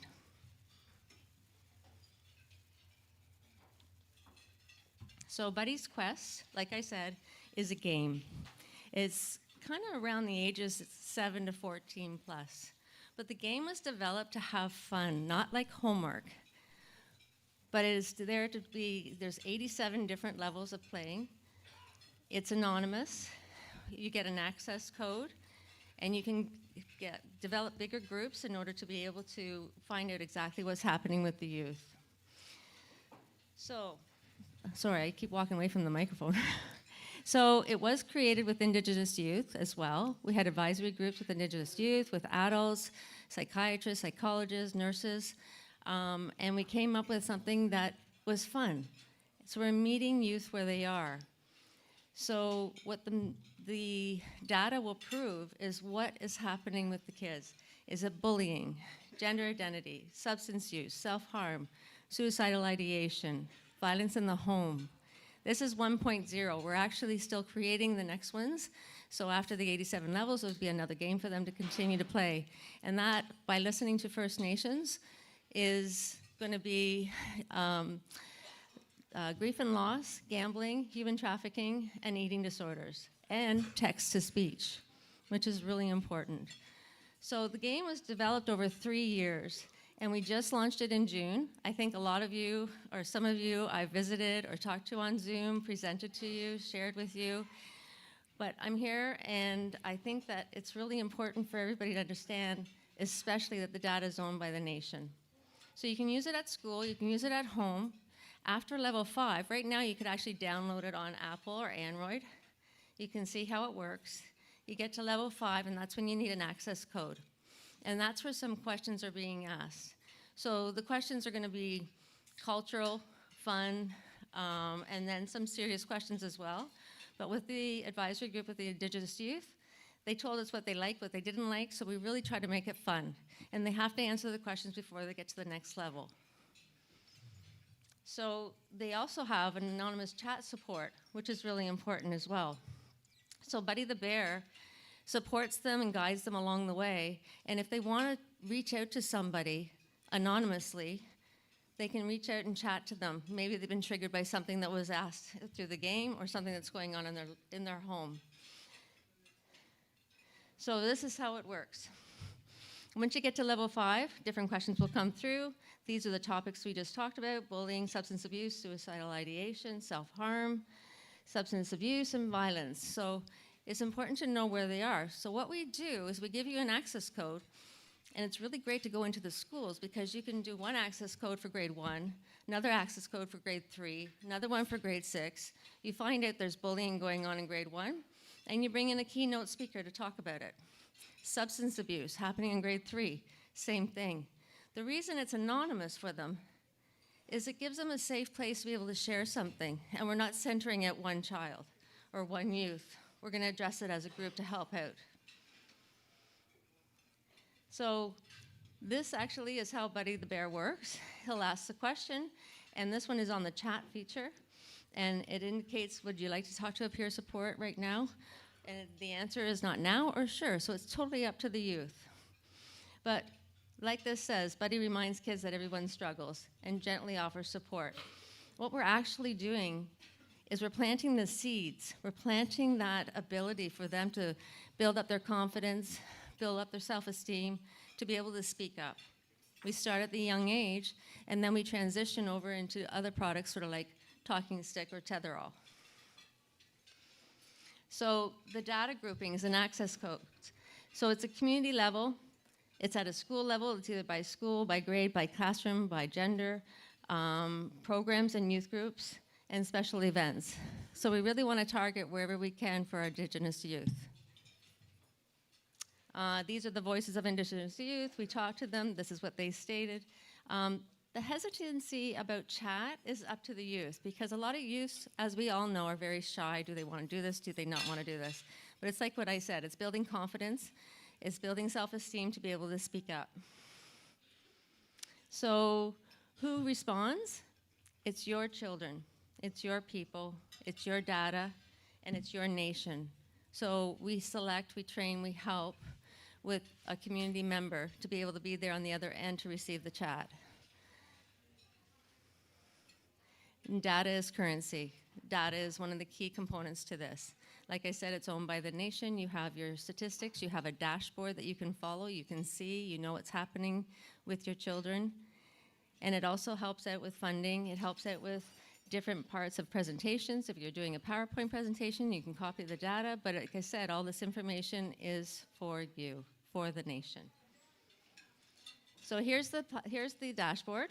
So it really does capture everything. It captures what the topic was about. It captures what was going on with them. Is it one of the bullying, the substance abuse, or whatever it is? You can also see what time of day they're playing. So if they're playing at 3 or 4 o'clock in the morning, we obviously want to change that routine. So it gives you a lot of information about what's happening. And to get you on board, it takes less than an hour to train. It's such an easy application to be able to manage. It's not to add work to your plate. It's to help you and to assist and to know where they are. So the training and onboarding, I have my booth out here. There's a QR code, or even on the pamphlets that were left on the tables, there's a QR code on the back and my contact information. But we supply the posters, the trifolds. We help you with advertising. We help you to launch it.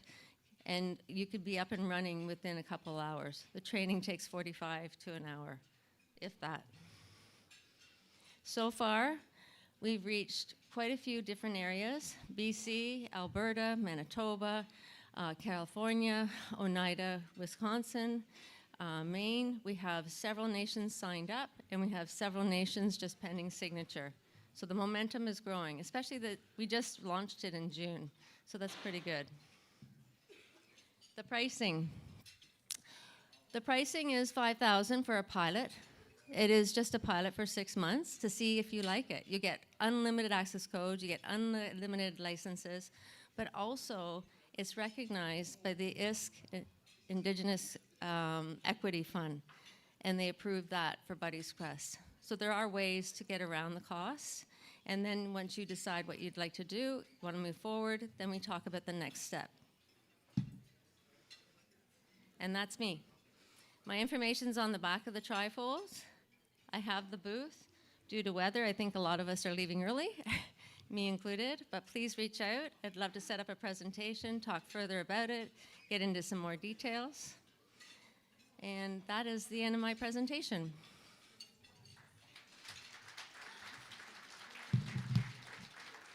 Thank you. Oh, yeah. Oh, Chimigwech Donna. So Donna also has a draw. So those who visited her booth, they got a chance to put their name inside of a box for some door prizes. So she drew the door prizes. So the first one that we have here is Lindsay Lefrave. Lindsay Lefrave. Am I said that correctly? Lindsay Lefrave. Lindsay once. Lindsay twice. Gaiwamasi Lindsay. No Lindsay. All right, so we were prepared for this. So the next one that we have is Paul House. Paul House?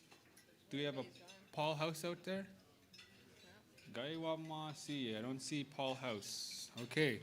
The other one here is Marilyn Braunberger. Do we have a Marilyn? All right, come on down. Woo! All right, you win a new car. Just kidding. I was joking. You don't win a new car. The next one we have is Caitlin. It starts with the H. Caitlin H. Do we have a Caitlin H out there?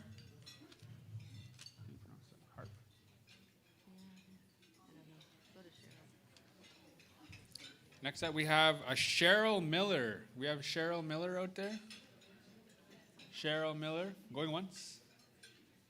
Twice, Cheryl Miller. I do not see a Cheryl Miller. 3 times.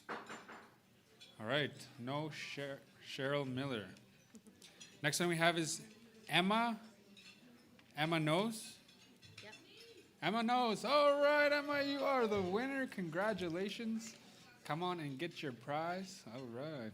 And the last one we have is Jonathan.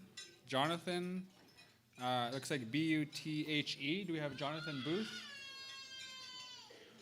Yeah, baby, I hear you, buddy. He's like, I win. Somebody give that baby a prize. Just kidding.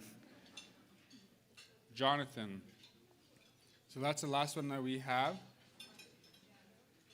So we do not have a Jonathan. Okay. I have one left. Why don't we ask a question? Yeah. Okay. Sure. All right. How about I have one left? It's a nice little prize. So the first one can tell me what Buddy Quest is in a very summary. There you go. Chimigwech Donna, and like I said, if you wanted to learn more information, she had her information up there. We encourage you to look into it. So we're on lunch here still yet, so We will resume back to breakout sessions, and since I'm up here talking, I'll just explain what these breakout sessions are. So it is 12:28. Our sessions start at 1 p.m. 1 p.m. workshop. The first one that we have on the list is Trauma-Informed Approaches by Dr. Jessica Ford. That will be in Alexander B and C. Trauma-Informed Approaches, again, by Dr. Jessica Ford, Alexander B and C. And Spadina Room A and B. How do multiple ear infections in childhood, difficulty accessing curriculum due to vision challenge, or a dual sensory loss put children's academic success at risk? Join us to discover how we can partner with you to support your learners. That presentation is by Amanda Pollard, Amy King, Christy Santo, and Bethany Conley and Edwards. So again, that's in Spadina A and B. In the Porter Room, we have Access OAP. That's by Carolina, Kim, and Rochelle in the Porter Room. And the last breakout session that we have for the afternoon is in the Wood Room, Empowering First Nation Families in Special Education by Janice and Jim. So those are the afternoon breakout sessions, everybody. We will be coming back here to close up our day at 2:30, at which time we will be doing the door prizes provided by KU. So hopefully everybody enjoys the rest of their lunch and the afternoon sessions. And if you are traveling, safe travels back home. Otherwise, we will see you back here at 2:30. Miigwech.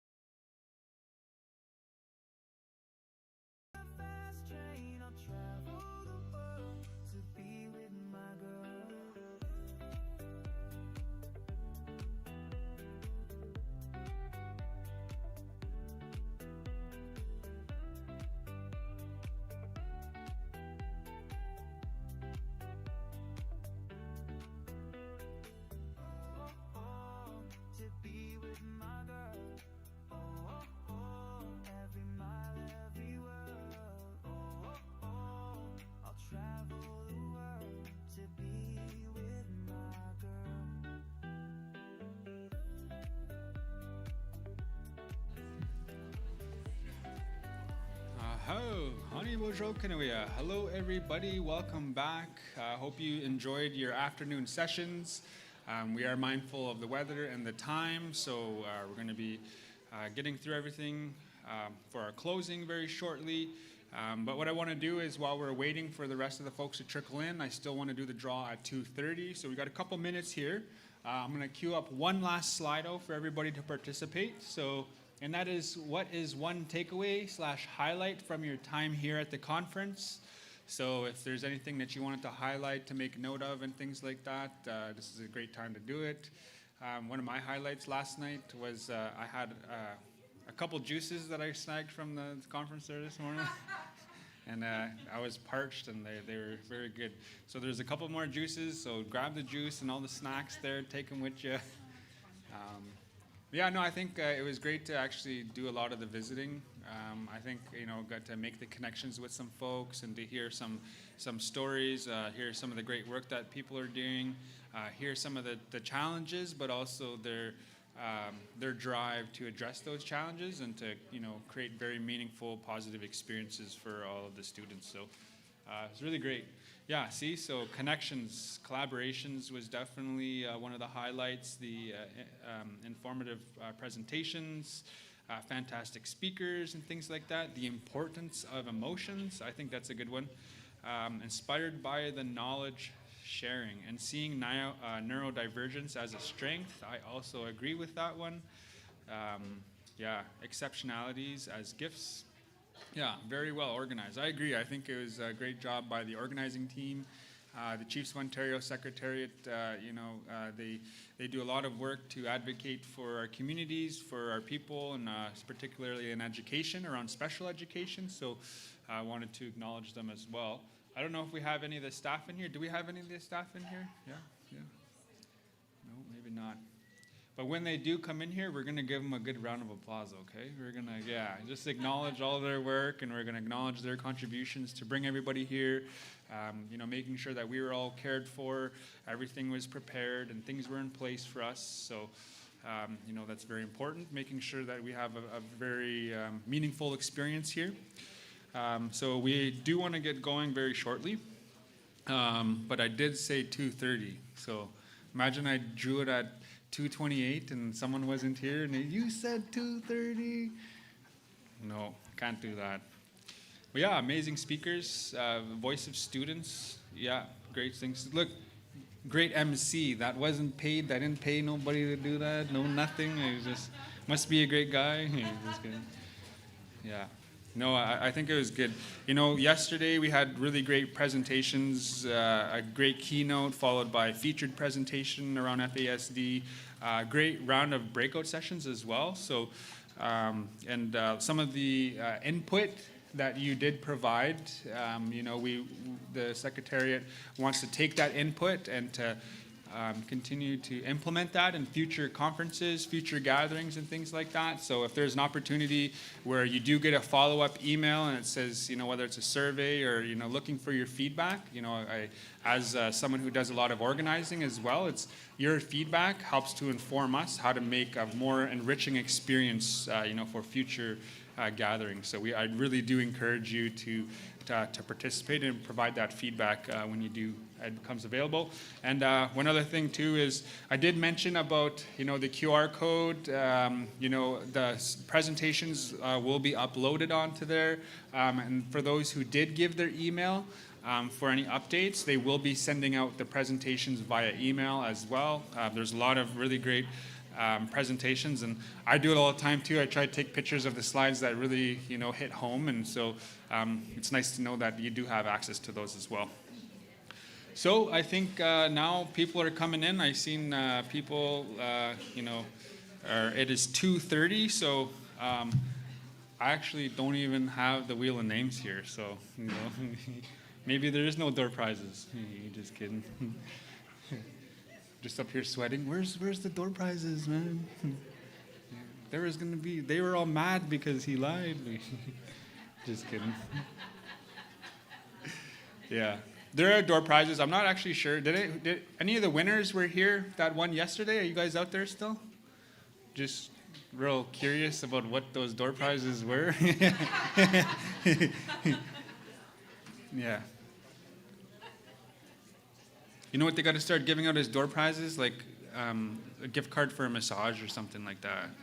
How awesome would that be? You know what I mean? You get a nice massage, and that'd be super cool.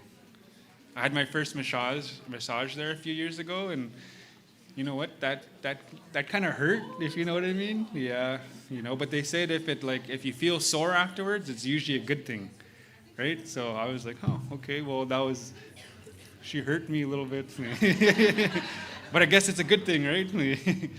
So, yeah, I think that's important for self-care as well. Whatever self-care looks like for you, you know, like we got to take care of ourselves. Like we're only as healthy as we are is how we're able to provide, you know, care and wellness to the people that we work with as well. So, you know, prioritizing your health and making sure that, you know, your cup is full is very necessary and very important as well.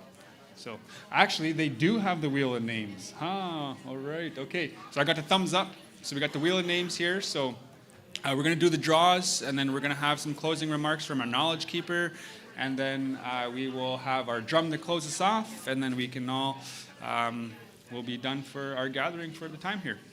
So whenever you are ready. So we got the first one. Your odds are better because there's less people here. Look at that. Yeah, I like that. I'll take that. All right, Lydia Shaw. Do we have a Lydia Shaw out there? She's just getting a drink. Lydia Shaw once.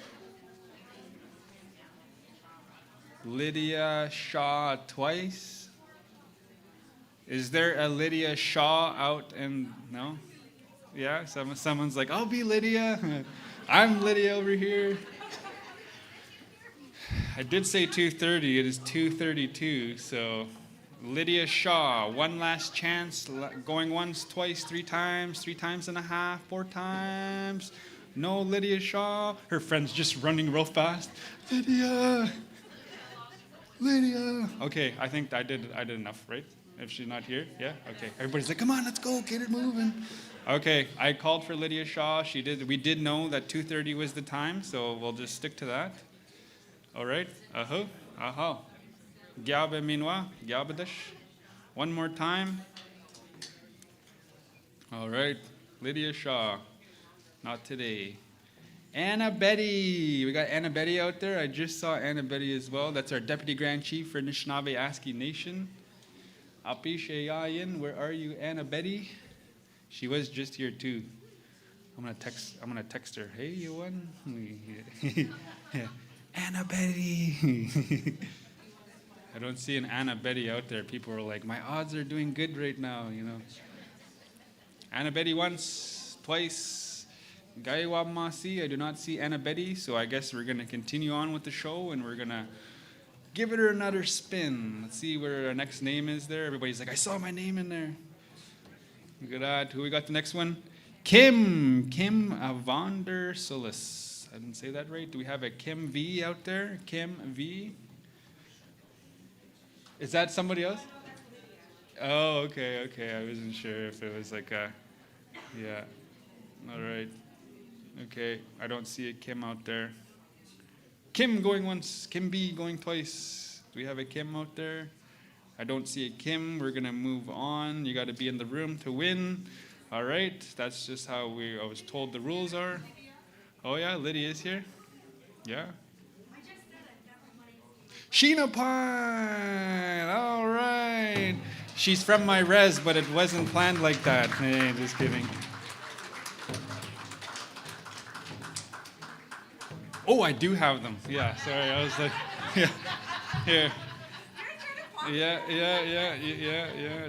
Don't tell anybody. Just kidding. Don't tell my mom. Just kidding. All right. So Lydia is here. You know, like she's there. So you guys are okay with, you know? Yeah. I see a lot of head shakes. Yeah. You know. Yeah. Yeah. Okay. This guy's just fine. Lydia's here. Lydia's here. You know, let's give it to Lydia. You know, people, there we go. There you go, Lydia. Thanks for sticking out with us. I appreciate it.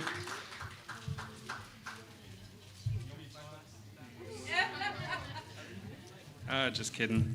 All right, everybody. So, I hope everybody enjoyed the gathering. Like I said, it seems like there's a lot of great connections that were made. There's a lot of great presentations and things like that. So now I just want to make some time to give a good acknowledgement to all the Chiefs of Ontario Education Secretariat staff. So wherever they are, I see them out there. This is for all the Chiefs of Ontario staff out there. Chimigwech for all of your work.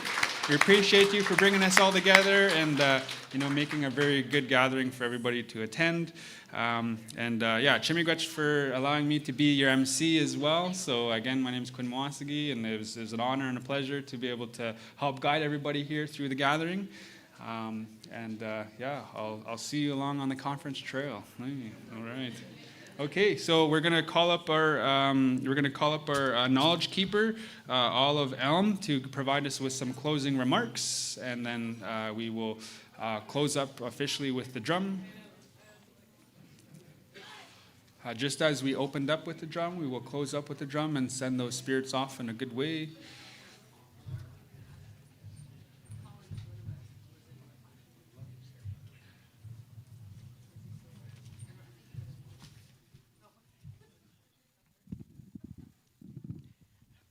Okay. Thank you. First, I'd like to acknowledge the drums because in our culture it is very important. I know, and my grandmothers used to always say when you hear the drums, it's like the sound of your heartbeat and your feet start to move. So that's why I'll acknowledge the drums that were here for the last 2 days. And then I'd like to acknowledge the ORC, Abram Benedict. He gave his words this morning where he talked about Jordan's Principle, and that's really close to my heart, Jordan's Principle, because as I served on council, that was one of the things that was on the table all the time, how difficult it was for families to access this. And I'm just so glad that Abram Benedict said that all the chiefs are working on it to make it more accessible to families for their support. So I was really appreciative of hearing him talk about that. And then there was a future presentation of all the participants. And there was a lot of stuff that were put on a screen here that they would like to see in the future, some of the presentations that they would like to see. And then RJ's presentation. There was a lot of good ideas on helping students, children with learning disabilities. And I liked when he said, everyone is a gift by the Creator.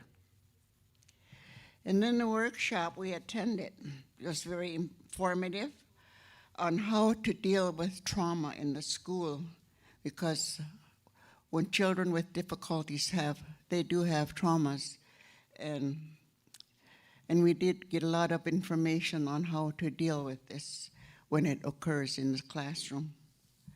And the workshop that I attended was also very informative, and it was all about the blind and the deaf. And we were given an opportunity to try and work on something that, if you're limited on your sight, I couldn't do it. And everybody was laughing at me because my daughter and I were talking, well, I can't see. So, there's a lot of information, and there's people here that if you're interested, you can ask them, the presenters, where to access all this important information.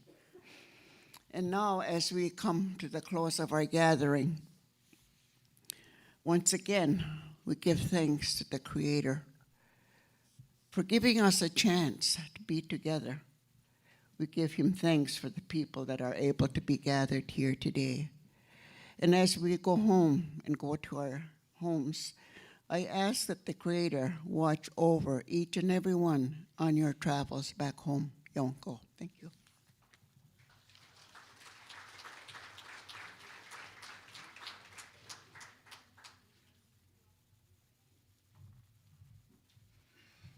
All right. we have some more draws. All right, cool. So, yeah, we're all excited. I was happy to be like, we got some more draws to give away.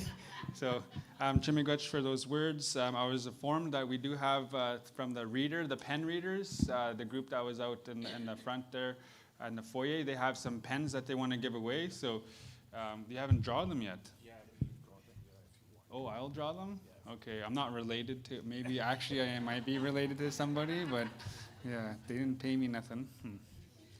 Okay, Bejik, this one first here. Geraldina Goulet. Do we have Geraldina Goulet out there? Geraldina? They got to be here? No, it's okay. We'll ship them. Okay, we'll ship them. All right, look at that. Cool. Okay. How much? I'll let you know. Oh, I meant like how many am I picking? 5. 5. Okay. How much is shipping gonna cost? Anne-Marie Tremblay. Do we have Anne-Marie Tremblay? All right, come on down. You got yourself. I guess they'll come to see you. Yeah, they'll come Okay, to see I us. don't actually have the pens on me, so. But you win. You just, yeah. Okay, we got some more here. A couple more pens there that we're gonna give away. They're pretty neat, actually. So, let me hear. We got the next one. We have Katie Boriswick. Katie Boriswick. All right. Woo. Yeah, I never win anything. Yeah. Go buy a lottery ticket now. Okay, we got the next one here. We have Bejik Emma Noga. Emma Noga. Do we have Emma Noga out there? Yeah. What? Again? Emma again? Yeah. Woo! All right. All right. This is your time here. You know, you're doing good. Last one. Okay. Here you go. You know what? Might as well. Hey, we got drum roll? Yeah. Last one that we have is Carla O'Neill. Carla O'Neill. All right, there you go. So Chimigwech, yeah, thanks for your names. Okay, and thanks for your work, okay? Thanks All right. Thank you so much. Okay. All right, so just as we started, we're going to go over to Buffalo Charging Singers. Whenever you are ready, gentlemen, take it away.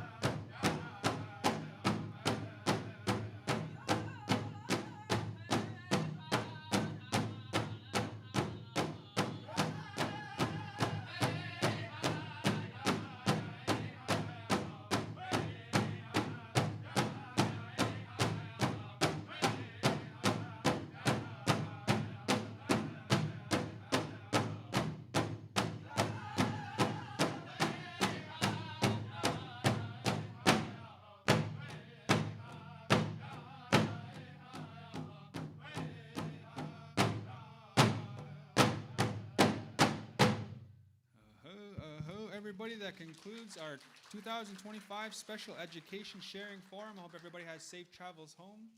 I hope you make it back to your families. And Chimigwech, aho.